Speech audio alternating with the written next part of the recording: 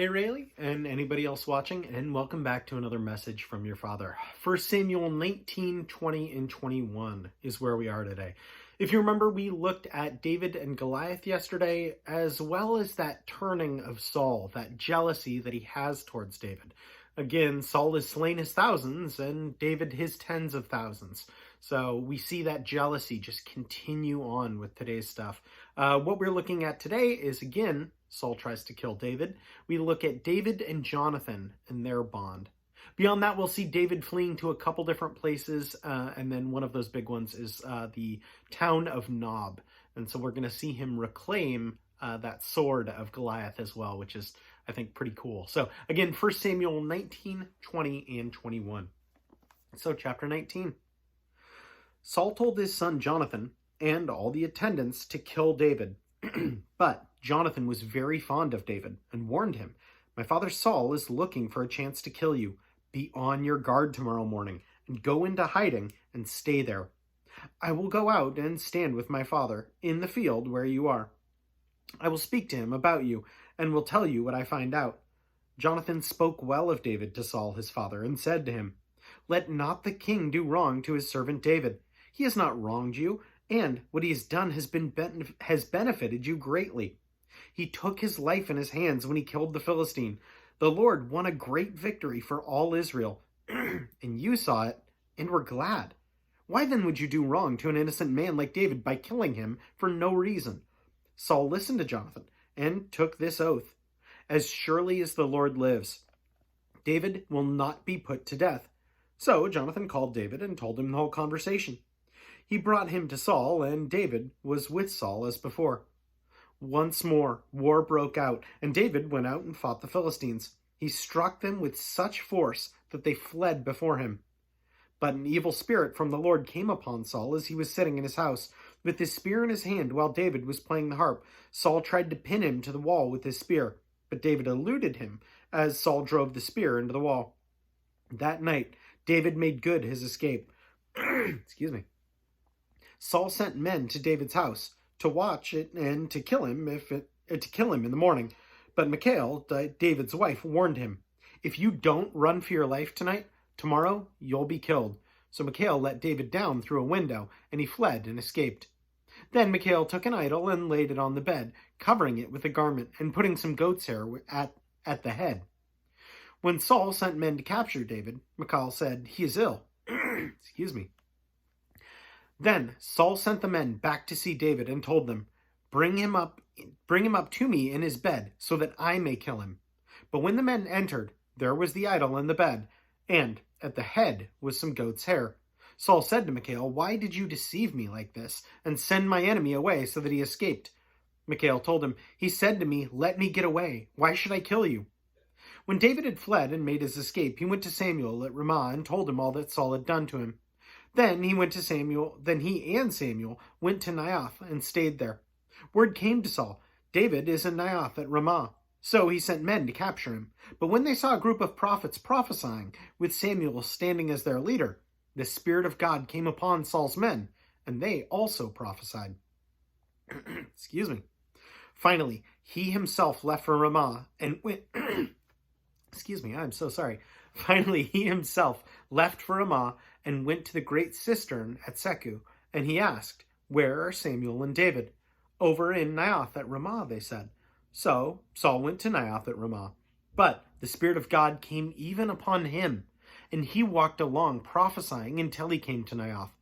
He stripped off his robes and also prophesied in Samuel's presence. He lay that way all that day and night. This is why the people say, "Is Saul also among the prophets?" Chapter 20. Then David fled from Naioth at Ramah and went to Jonathan and asked, "What have I done? What is my crime? How have I wronged your father that he is trying to take my life?" "Never," Jonathan replied. "You are not going to die. Look, my father doesn't do anything great or small without confiding in me. Why would he hide this from me? It's not so." But David took an oath and said, "Your father knows very well that I have found favor in your eyes. And he has said to himself, 'Jonathan must not know this, or he will be grieved.' Yet, as surely as the Lord lives, and as you live, there's only a step between me and death." Jonathan said to David, "Whatever you want to do, I'll do for you. Whatever you want me to do, I'll do for you." So David said, "Look, tomorrow is the new moon festival, and I am supposed to dine with the king, but let me go and hide in the field until the evening of the day after tomorrow. If your father misses me at all, tell him, 'David earnestly asked my permission to hurry to Bethlehem, his hometown, because an annual sacrifice is being made there for his whole clan.' If he says, 'Very well,' then your servant is safe. But if he loses his temper, you can be sure that he is determined to harm me. As for you, show kindness to your servant, for you have brought him into a covenant with you before the Lord. If I am guilty, then kill me yourself. Why hand me over to your father?" "Never," Jonathan said. "If I had the least inkling that my father was determined to harm you, wouldn't I tell you?" David asked, "Who will tell me if your father answers you harshly?" "Come," Jonathan said, "let's go out into the field." So they went there together. Then Jonathan said to David, "By the Lord, the God of Israel, I will surely sound out my father by this time the day after tomorrow. If he is favorably disposed towards you, will I not send you a word and let you know? But if my father is inclined to harm you, may the Lord deal with me, be it ever so severely, if I do not let you know and send you away safely. May the Lord be with you, as he has been with my father, but show me this unfailing kindness, like that of the Lord, as long as I live, so that I may not be killed. And do not ever cut off your kindness from my family, not even when the Lord has cut off every one of David's enemies from the face of the earth." So Jonathan made a covenant with the house of David, saying, "May the Lord call David's enemies to account." And Jonathan had David reaffirm his oath out of love for him, because he loved him as he loved himself. Then Jonathan said to David, "Tomorrow is the new moon festival. You will be missed, because your seat will be empty. The day after tomorrow, towards evening, go to the place where you hid when this trouble began, and wait by the stone easel. I will shoot three arrows to the side of it, as though I were shooting at a target. Then I will send a boy and say, 'Go find the arrows.' If I say to him, 'Look, the arrows are on this side of you, bring them here,' then come, because as surely as the Lord lives, you are safe. There is no danger. But if I say to the boy, 'Look, the arrows are beyond you,' then you must go, because the Lord has sent you away. And about the matter you and I discussed, remember, the Lord is witness between you and me forever." So David hid in the field, and when the new moon festival came, the king sat down to eat. He sat in his customary place by the wall opposite Jonathan, and Abner sat next to Saul, but David's place was empty. Saul said nothing that day, for he thought something must have happened to David to make him ceremonially unclean. Surely he is unclean. But the next day, the second day of the month, David's place was empty again. Then Saul said to his son Jonathan, "Why hasn't the son of Jesse come to the meal, either yesterday or today?" Jonathan answered, "David earnestly asked me for permission to go to Bethlehem.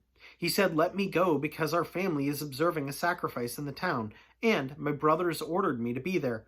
If I have found favor in your eyes, let me get away to see my brothers.' That is why he has not come to the king's table." Saul's anger flared up at Jonathan, and he said to him, "You son of a perverse and rebellious woman, don't I know that you have sided with the son of Jesse to your own shame and to the shame of the mother who bore you? As long as the son of Jesse lives on this earth, neither you nor your kingdom will be established. Now send and bring him to me, for he must die." "Why should he be put to death? What has he done?" Jonathan asked his father. But Saul hurled his spear to kill him. Then Jonathan knew that his father intended to kill David. Jonathan got up from the table in a fierce anger. On that second day of the month he did not eat, because he was grieved at his father's shameful treatment of David. In the morning, Jonathan went out to the field for his meeting with David. He had a small boy with him, and he said to the boy, "Run and find the arrows I shoot." As the boy ran, he shot an arrow beyond him. When the boy came to the place where Jonathan's arrow had fallen, Jonathan called out after him, "Isn't the arrow beyond you?" Then he shouted, "Hurry, go quickly, don't stop." The boy picked up the arrow and returned to his master. The boy knew nothing of all this, only Jonathan and David knew. Then Jonathan gave his weapons to the boy and said, "Go, carry them back to town." After the boy had gone, David got up from the south side of the stone and bowed down before Jonathan 3 times, with his face to the ground. Then they kissed each other and wept together, but David wept the most. Jonathan said to David, "Go in peace, for we have sworn friendship with each other in the name of the Lord, saying, 'The Lord is witness between you and me, and between your descendants and my descendants forever.'" Then David left, and Jonathan went back to the town. Chapter 21. David went to Nob, to Ahimelech the priest. Ahimelech trembled when he met him and asked, "Why are you alone? Why is no one with you?" David answered Ahimelech the priest, "The king charged me with a certain matter and said to me, 'No one is to know anything about your mission and your instructions. As for my men, I have told them to meet me at a certain place. Now then, what do you have on hand? Give me 5 loaves of bread, or whatever you can find." But the priest answered David, "I don't have any ordinary bread on hand. However, there is some consecrated bread here, provided the men have kept themselves from women." David replied, "Indeed, women have been kept from us, as usual, whenever I set out. The men's things are holy even on missions that are not holy. How much more so today?"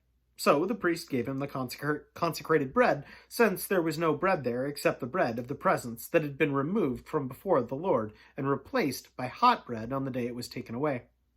Now one of Saul's servants was there that day, detained before the Lord. His name was Doeg, the Edomite, Saul's head shepherd. David asked Ahimelech, "Don't you have a spear or a sword here? I haven't brought my sword or any other weapon because the king's business was urgent." The priest replied, "The sword of Goliath, the Philistine, whom you killed in the valley of Elah, is here. It is wrapped in a cloth behind the ephod. If you want it, take it. There is no sword here but that one." David said, "There is none like it. Give it to me." That day, David fled from Saul and went to Achish, king of Gath. But the servants of Achish said to him, "Isn't this David, the king of the land? Isn't he the one they sing about in their dances? Saul has slain his thousands, and David his tens of thousands." David took these words to heart, and he was very much afraid of Achish, king of Gath, so he pretended to be insane in their presence. And while he was in their hands, he acted like a madman, making marks on the doors of the gate and letting saliva run down into his beard. Achish said to his servants, "Look at this man. He is insane. Why bring him to me? Am I so short of madmen that you have to bring this fellow here to carry on like this in front of me? Must this man come into my house?" So we see more from David that is a tragedy, really. This broken man that was selected by God, who is now ravished by this jealousy, seeing a man who is after God's own heart and uphold that, now has to flee because of this evilness. And yet, despite all that, I think that's where my prayer for you comes in, really, is that you recognize that God is the protector. We're going to keep seeing that of David as we continue on throughout this book. But it is interesting that it's not that David doesn't experience hardship. He experiences a lot of hardship. I mean, that is all of these men throughout the Bible that are doing godly things. And some of that hardship is brought on them of their own doing. I mean, looking at Jonah. And some of it is stuff that's brought up against them. And yet it's so important to remember that God is their protector throughout all of it. It's God that directs their steps. And as long as they're obedient, God protects them. Again, that doesn't mean that they won't experience hardship or that difficulties won't come up. But when they do, God also helps them through that as well. So my prayer for you is that you remember that when you accept Christ and you recognize his will in your life and are living that out, that doesn't mean, and that definitely doesn't guarantee an easy life. In fact, if you're living that out, that almost guarantees the exact opposite, because the gospel can be offensive to people. But that's still God that will lead you through that and through that hardship and any pain that you might experience. Anyway, know that I love you and I'm praying for you. And anyone else, know that I appreciate you as always so, so much. And I'll plan on seeing you tomorrow. Have a good one.